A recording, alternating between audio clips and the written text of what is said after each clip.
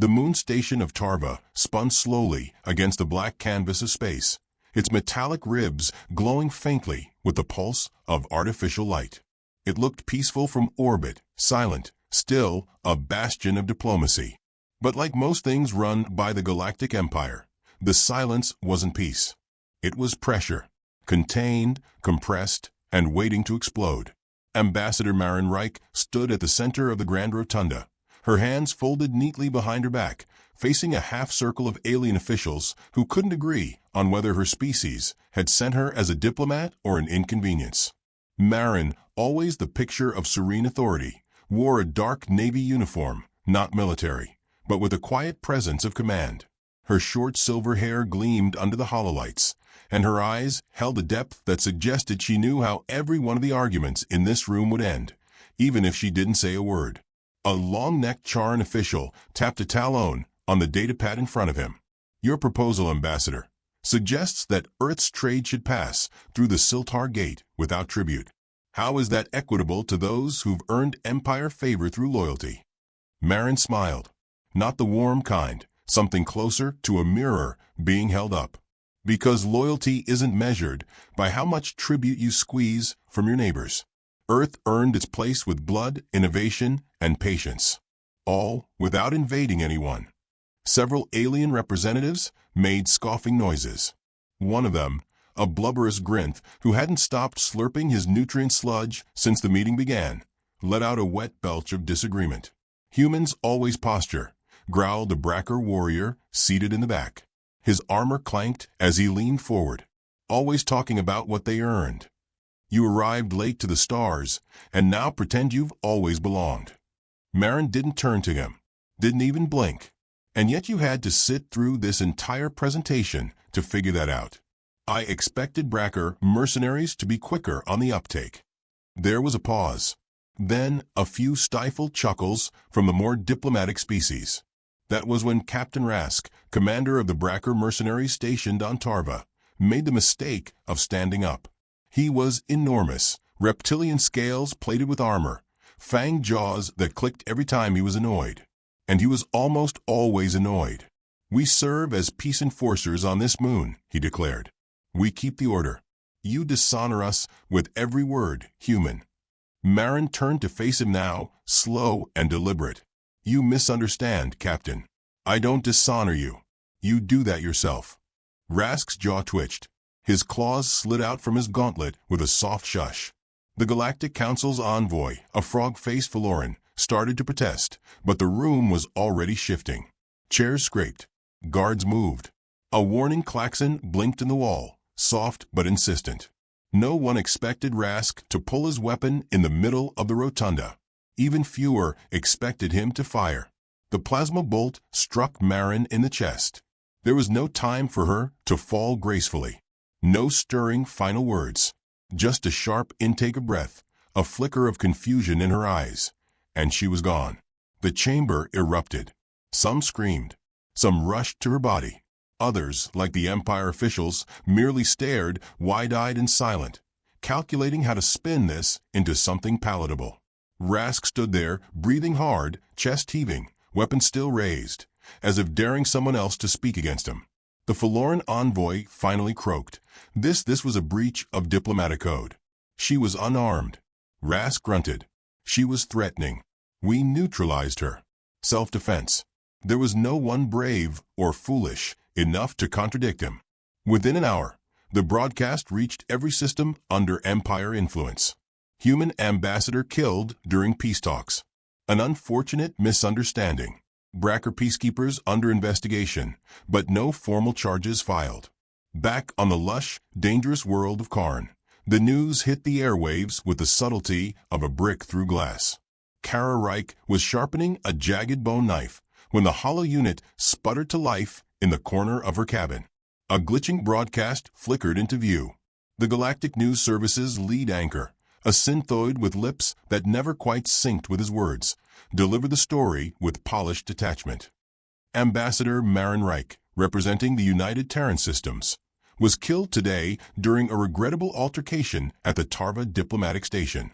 The Empire has expressed deep concern. The Bracker Mercenary Corps is conducting a full internal review. In the meantime, peace negotiations have been suspended indefinitely. Kara froze, the knife still in her hand. The sharpened edge pressed lightly into her thumb, but she didn't notice. The newsfeed cut to a brief, static-drenched snippet of footage. Marin's final moments. A flash of plasma. A falling figure. The gasps of alien dignitaries. And then it was gone, replaced by the Empire's seal and the anchor's hollow voice once more. She didn't scream, didn't throw the knife. She just stood there, jaw tight, eyes fixed on the last frame. Her mother's face, calm even in death, burned into her memory. Carl, her AI companion drone, chirped nervously from a corner. Kara? Should I remind you about your breathing exercises? Maybe fetch the stress ball? Or the bourbon? Kara walked past him. You should shut up. She entered the weapons alcove, a section of the cabin carved into the cliff face with racks of jury-rig weapons, traps, gadgets made from scrap metal, and enough explosives to concern at least 3 interstellar safety boards. Kara moved like someone clocking in for work. Calm. Mechanical.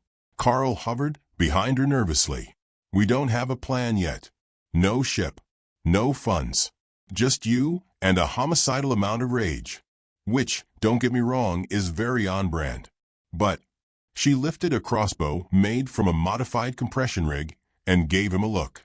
Okay, Carl backpedaled. Rage it is. Kara slipped on her combat rig. It was pieced together over years, flexible armor plates stitched with heat-resistant polymer, a cloak made from camouflaged jungle fauna, and boots that could silence a stomp. Every tool had a story. Every scar on her gear had a lesson. She holstered a pistol that could melt through alloy if coaxed the right way and clipped the bone knife onto her belt. Carl's voice lowered slightly. She was a good woman. She believed in peace. She did, Kara said quietly. And they killed her for it. Carl buzzed nervously. So what's the move? Kara looked out the window. The Karn sky shimmered violet. The jungle below thick with snarling shadows and hissing wildlife. Somewhere in that chaos, her mother's final message still echoed. If they kill me, Kara, don't become a monster. She didn't plan to become one. Just something worse. I'm going to Tarva, she said. Carl sputtered. With what ship? The transport freighter I shot down last week. The one still stuck in a tree? I'll dig it out and fly it.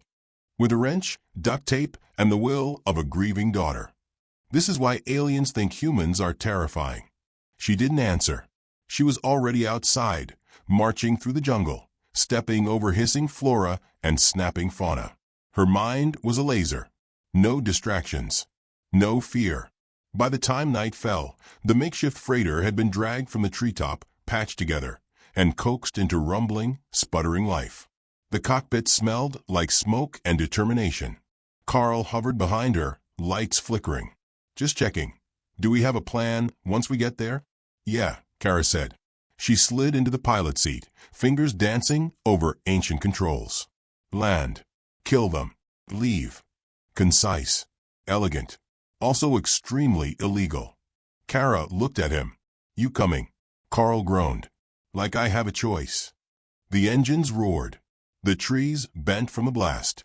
As the stars opened before them, Kara's eyes didn't blink. The daughter of a diplomat was going hunting, and the Empire would never forget her name.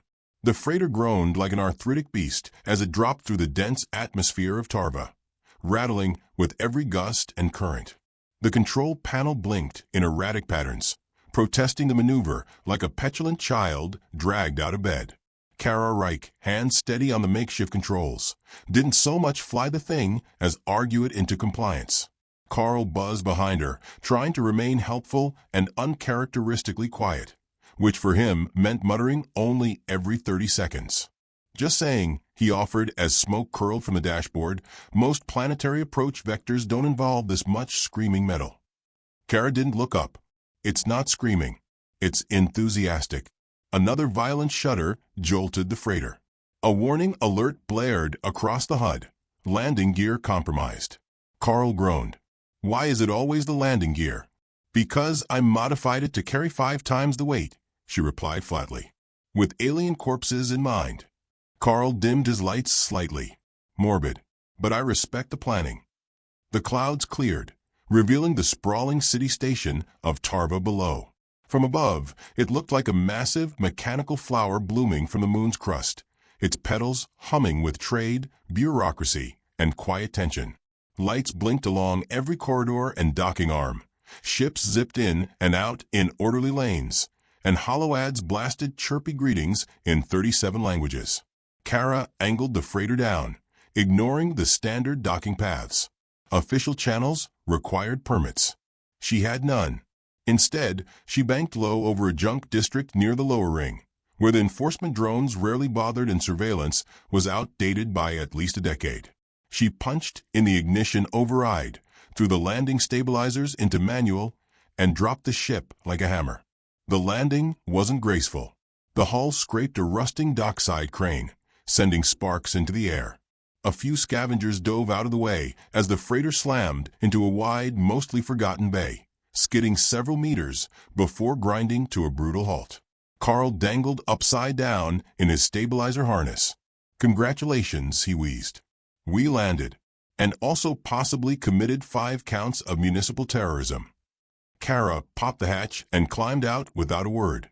Her boots hit the metal floor of the dock with a thud, dust and engine exhaust swirling around her like smoke. She pulled her hood up, adjusted the utility belt strapped across her torso, and scanned the bay with sharp, deliberate eyes. "Where are we going first?"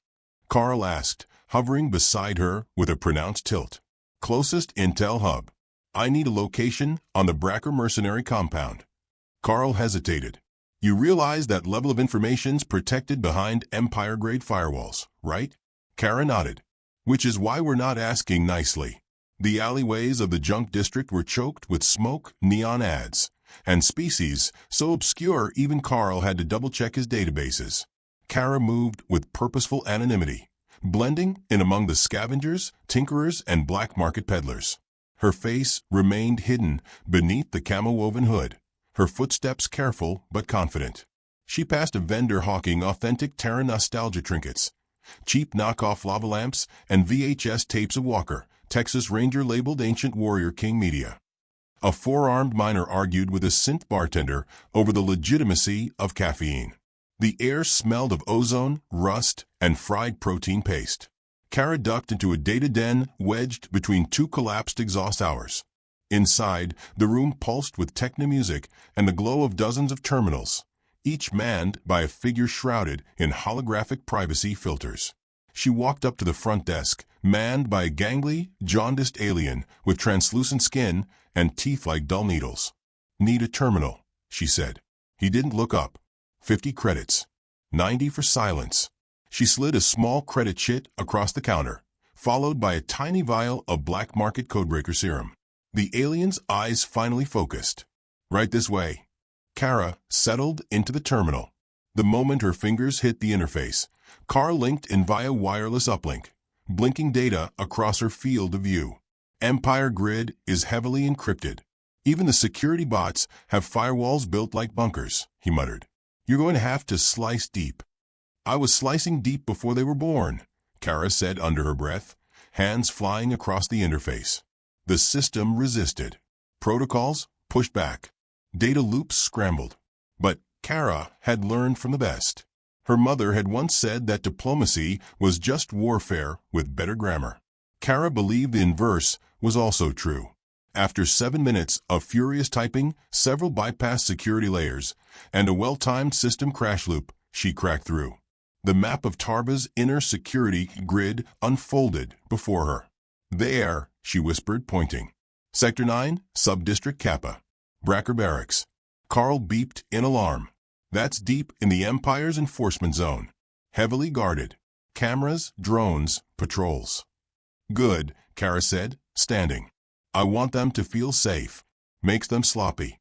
She turned and left without another word.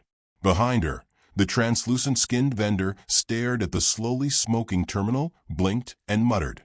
I liked her. By dusk cycle, Kara was positioned outside the barracks compound, crouched atop an old surveillance tower that hadn't worked in years. Through her scope, She counted 20 guards across the perimeter. Bracker, all of them. Big, armored, predictable. Their patrol routes were sloppy. Too much confidence. No one expected a single human to come looking for blood. Especially not one wearing a cloak made from the leaves of Karn's most poisonous flora. Carl hovered nearby. What's the play? Kara unpacked a small case of tools, tripwires, sonic destabilizers, compressed flash bombs, and a compound blade with a personal engraving. Justice isn't diplomatic. We go loud, she said. Then quiet. Then loud again. Fantastic. Just as long as we avoid lethal diplomatic incidents. Oh wait, never mind. We're way past that. She moved with lethal grace, slid down the tower without a sound, ducked beneath the first wall, and planted an explosive charge at the power conduit. Then she vanished into the shadows. The explosion came 2 minutes later. Lights flickered across the compound. Sirens wailed. Bracker guards shouted in 3 different dialects, all of them trying to establish what was happening. That was when Kara struck. She emerged from the dark like a nightmare in motion. A flash bomb disabled the front sentries. Her blade slashed through a secondary patrol before they even finished drawing weapons. She moved like water, ruthless and precise. Inside the barracks, chaos spread. A panicked Bracker officer tried to call for reinforcements until Kara ripped the comms panel off the wall and wrapped a sonic destabilizer around his throat. By the time they activated internal defenses, she was already in the command chamber, standing before the Bracker subcommander who had signed the incident report on her mother's death. He looked up confused. "You're not supposed to be." She shot him in the kneecap. He screamed, dropped to the floor, clutching his leg. She knelt beside him, calm as a storm. "Where's Captain Rask?" He bared his teeth. "You think I'd betray him for a human?" She smiled, the kind of smile that had no warmth. "No," she said. "I think you'll betray him to make the pain stop." She pulled a small injector from her belt and pressed it to his neck. The serum hit fast, designed by Terran Black Ops for information retrieval. It didn't hurt. Not exactly. It just made fear feel louder. He whimpered. "He's not here. He left this morning, on a transport to a forward command ship. The Vexor Crucible." She stood and walked away. "You're lucky," she said. "You get to live." He blinked, confused. "Why?" She didn't turn around. "Because you weren't the one who pulled the trigger." Kara slipped into the shadows as enforcement bots swarmed the compound. She was gone before the lights came back on. She returned to her freighter hours later, dusted in blood and grit. Carl was pacing in his own limited, hovering way. "I assume you got what you needed?" She nodded. "He's on the Vexor Crucible." Carl's lights flickered. "You know that's a warship, right? Floating fortress. Swarming with elite guards. Possibly a death trap. Sounds like the right place for a final conversation." Carl hesitated. "There's something else. News is spreading. People are talking. Rumors of a rogue human. The one who hit the Bracker barracks. The media's calling you, wait for it, the Huntress." Kara paused at the hatch, then smiled slightly. "Let them talk." As she disappeared into the freighter, engines warming beneath her feet, she could already feel the path taking shape. The Vexor Crucible would be next. Then Rask. Then Justice. The moon faded behind her as the ship lifted. And somewhere in the Empire, a mercenary captain slept soundly, unaware that his nightmares were inbound at full speed. The Vexor Crucible loomed in low orbit like a dormant god, hulking, silent, bristling with weapons and arrogance. Constructed with triple reinforced hull plating and powered by a gravity well core, it was the Empire's floating symbol of deterrence and dread. It didn't need to fire a shot to kill a planet's courage. Its name did the job. Inside, things were less majestic. "What do you mean we lost an entire barracks?" Fleet Commander Tall's voice cracked across the command deck, echoing off sterile walls and shattering the tense silence. He was a tall, unnaturally smooth Garanth with skin like polished clay and eyes that didn't blink often enough. His posture screamed military perfection, but his twitching jaw betrayed the tremor of unraveling composure. The officer who delivered the news, a junior Bracker lieutenant with a bandaged arm and trembling tail, stood stiffly, doing everything possible not to flinch. It was Surgical Commander. We suspect it was one operative. Human female. Extremely trained. She bypassed our defenses like she'd memorized the layout. Took out security systems, neutralized the entire garrison, and extracted intel on Captain Rask. Tall leaned forward, eyes narrowing. She extracted it from you? The Bracker's jaw tensed. From Subcommander Grok. She shot him in the knee. Tall waved a hand, dismissively. Same thing. Across the deck, the information officer cleared his throat. There's more. She didn't just attack. She sent a message. Left it burned into the wall of the command center using plasma script. Tall's eyes narrowed further. Let me guess. Something cryptic and theatrical. The officer pulled up the message on the holopad. In glowing red glyphs it read, "You took my mother. I'm taking everything else." Tall muttered a long, slow curse in his native tongue, one that sounded like boiling gravel. One human. One. And we've got planets asking if Earth is launching Black Ops raids. The Forlorn Council's already summoned an emergency session. And Rask. He's en route, the Bracker stammered. Arriving within the hour. Good. Tall folded his arms. Let's see if the killer wants to finish her hunt face to face. Meanwhile, just beyond the Crucible's outer sensor sweep, a freighter drifted in passive mode, cloaked only by its small size and the sheer arrogance of those who thought no one would dare attack the Empire's flagship. Kara Reich sat in the pilot seat, staring at the enormous dreadnought through the viewport. She didn't blink.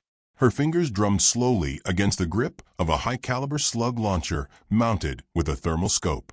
It had a name scratched into the metal, Diplomacy. Carl hovered nearby, looking like a coffee machine with anxiety issues. I don't want to nitpick the plan, but you always nitpick the plan. Because your plans are crazy. You're planning to infiltrate the deadliest ship in the sector using a freighter held together with chewing gum and spite. Kara stood and began checking gear. Blade gloves, energy shivs, pulse grenades, explosive putty, an electromagnetic scrambler disguised as a music player loaded with 90s pop hits. Not infiltrate, she corrected. Invade. Carl's servos sputtered. That's worse. So much worse. She pulled a data drive from her belt pouch and inserted it into the freighter's control node. A flicker passed over her face as the internal lights dimmed and the ship's AI responded with a low chime. Ship's pre-programmed. Once I dock, it'll slingshot back into the debris field. No trace. No trail. Carl hovered beside her. And if you die aboard that thing? Kara turned. Her eyes were sharp, but not angry. They were resolved. Then you fly this crate back to Earth, tell them what happened, and make sure no diplomat ever flies alone again. Carl's voice softened. You don't have to prove anything, you know. It's not about proving, she said. It's about finishing. Moments later, the freighter slipped through an emergency maintenance port on the Crucible's underbelly, a vent shaft so unused it had actual cobwebs despite the fact spiders didn't exist in space. Kara moved fast, silent, and invisible. The suit adapted to the lighting, blending with the corridor walls. Her movements were precise, muscle memory forged in the wilderness of Karn and honed through necessity. She followed utility tunnels, bypassed motion detectors, and navigated with the confidence of someone who understood how arrogance shaped architecture. The Crucible was a temple of hubris. Wide, gleaming corridors. Security bots that announced their patrol routes with audible tones. No one expected infiltration because no one ever succeeded. Kara knew that made it a house of cards. She reached the lower deck without alerting a single soul. Then she planted the first charge. Above, in the officer's mess, Rask arrived to fanfare and whispered awe. He strode through the doors like a returning champion, scales glistening, chest puffed, tail swaying with swagger. The mercenaries stood and saluted, even though they didn't technically owe him anything anymore. The legend of Rask, killer of the human diplomat, had grown in his absence. He basked in it. Tall stood near the bar, arms crossed. You enjoying the applause? Rask grinned. I earned it. Not all of it, Tall muttered. Your diplomat's daughter just turned one of our planetside outposts into a crater. Rask waved him off. You let rumors get to you. One girl? Please. The Empire's full of ghost stories and paranoid cowards. The lights flickered. Rask paused. Power surge. Tal turned toward the nearest console. No. It's... An explosion rocked the ship. Sirens screamed. Red lights bathed the deck. Guards scrambled. Voices shouted over each other. Another blast came, this time from the lower engine ring. Rask grabbed the wall for balance. What in the deep void? The loudspeakers buzzed to life. Then a voice, calm and unmistakably human, filled every corridor. Hello, Vexor Crucible. This is Kara Reich. You murdered my mother. I'm here to return the favor. Please remain calm while I ruin everything you love. Rask's eyes widened. She's on board. Tal barked into his comm, all units. Lock down the command center. Find her. Now. Kara smiled as she passed a stunned security team. Their neural implants fried from the pulse grenade she'd left in the recycling chute. She didn't kill them, just left them twitching on the floor, caught between unconsciousness and a very bad headache. She was going to make her message clear. Precision, not carnage. Pain with purpose. She reached the command level. 2 guards blocked the access door. She stepped from the shadows. Boo. The first one twitched. The second raised his weapon. Neither of them got the chance to fire. When the door hissed open, she stepped through into a wall of plasma rifles. Tal stood at the center, Rask beside him. Dozens of armed mercenaries aiming at her chest. Kara stopped. Hands raised. Tal smiled thinly. End of the line. Kara tilted her head. Is it? Behind her, another explosion boomed. The lights failed entirely. Emergency backups flickered on. Smoke flooded the corridor. From her belt, she pulled a small disc and dropped it. A blinding flash filled the chamber. Screams erupted. When the smoke cleared, half the weapons had been disabled. 3 guards were on the floor groaning, and Kara stood behind Rask with a blade pressed to his spine. Diplomacy, she whispered. Rask froze. You wouldn't. She leaned close. You killed my mother in a room full of witnesses and called it a misunderstanding. You dared think we wouldn't answer. He tried to pivot. She twisted the blade. He yelped. Tal raised the weapon. You kill him, you die. Kara smiled. He dies regardless. The only variable is how. For a moment, no one breathed. Then, from the shadows, a new voice spoke. Stand down. The crowd parted. A figure emerged, an elder human in an Imperial Intelligence uniform, face lined with years and eyes filled with something unreadable. Kara frowned. Who the hell are you? He stepped forward. I'm the man trying to stop a war. And you're the lit match. Tal bristled. She broke into a flagship. The agent raised a hand. She exposed a mercenary cover-up. You killed an ambassador and tried to spin it as protocol.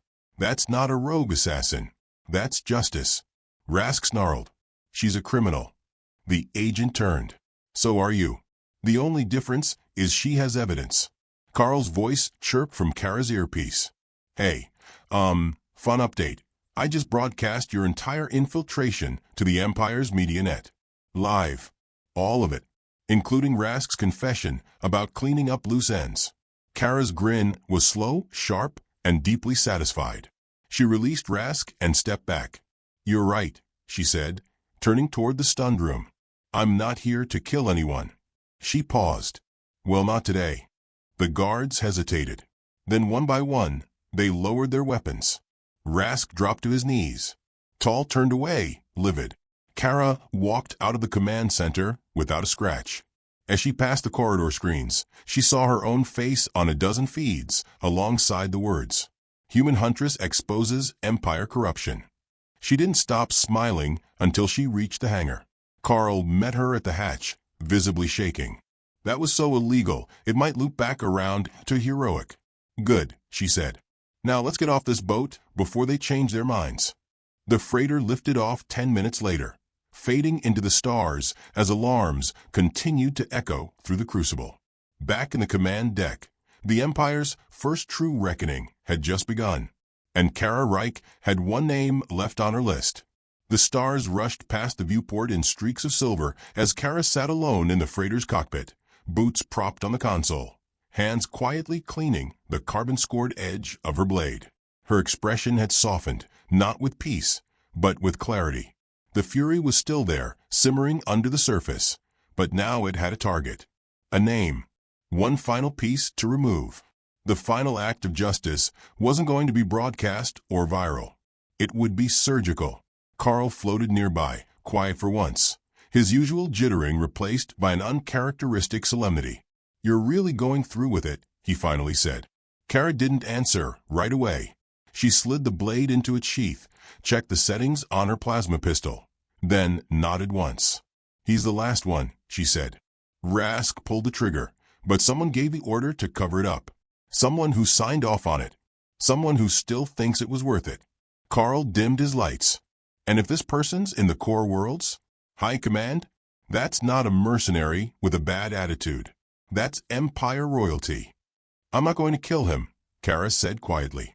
Carl beeped in surprise. "You're not." "I'm going to make him regret living." The freighter slipped into stealth entry mode, angling toward the Imperial Capital Orbit Station, Polis Lux, a shimmering hub that housed the galaxy's most powerful minds and most dangerous secrets.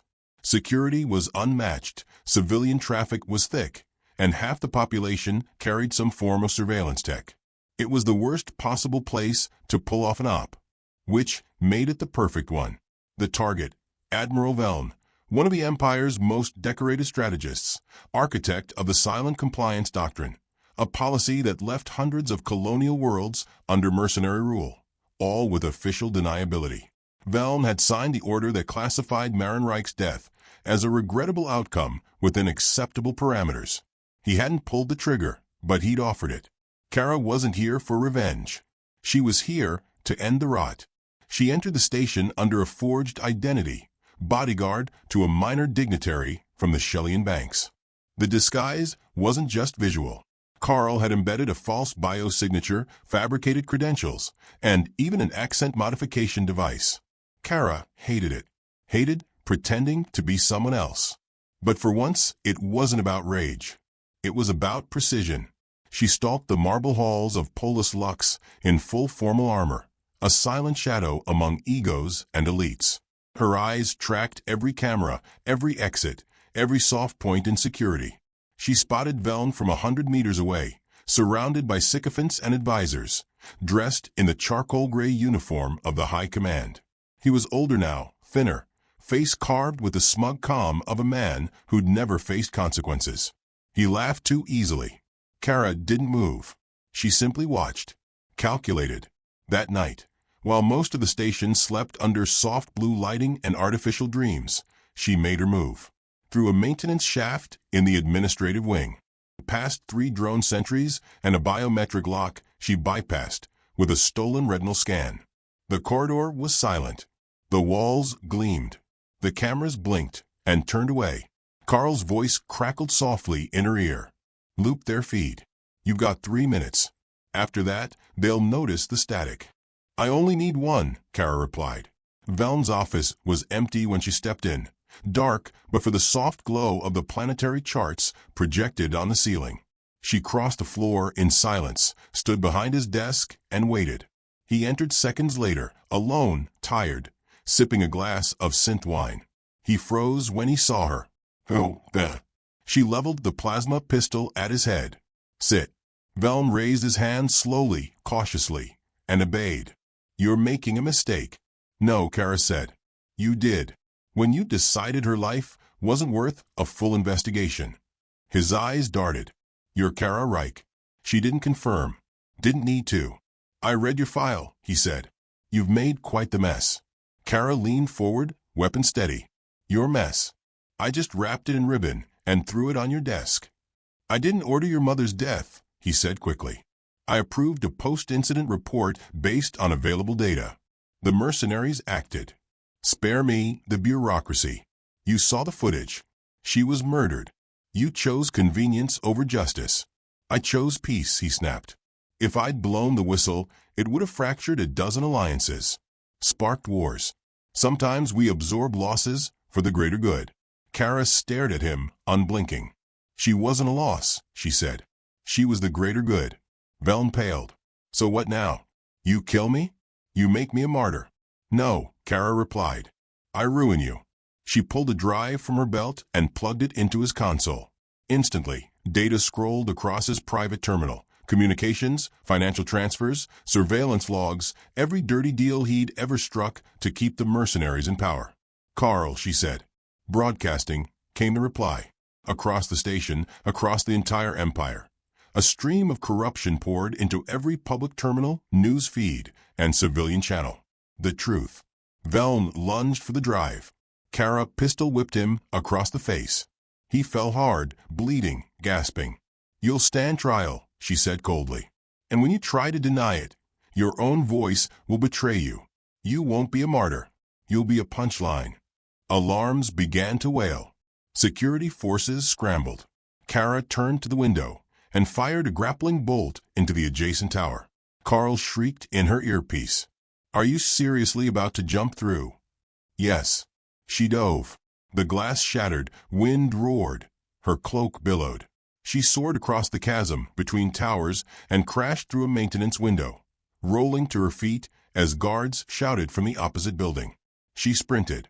Corridors blurred. Doors flew open. She leapt, dodged, turned corners at full tilt. Carl shouted directions as security closed in. Left. No, right, duck. EMP drone at your 6. She dropped a grenade without looking, kept running. The docking bay was in sight. Her freighter blinked in the launch chamber, ramp open. Guards swarmed the hangar behind her. She hit the ramp and spun, unleashing a barrage of pulse rounds. The guards ducked. She slammed the hatch. Go, she shouted. Carl didn't hesitate. The engine screamed, the docking clamps shattered, and the freighter tore away from Polis Lux with a burst of fire and defiance. From orbit, she watched the station shrink into a pale dot on the screen. Then the news started. Every screen, every channel, her face, her voice, and the files. Not propaganda, not filtered truth, just reality. Kara slumped into the pilot's seat, exhaling slowly. Carl hovered beside her. You did it. No, she said, eyes distant. We just started. He hovered quietly. Then, where now? She looked out at the stars. Thought of her mother.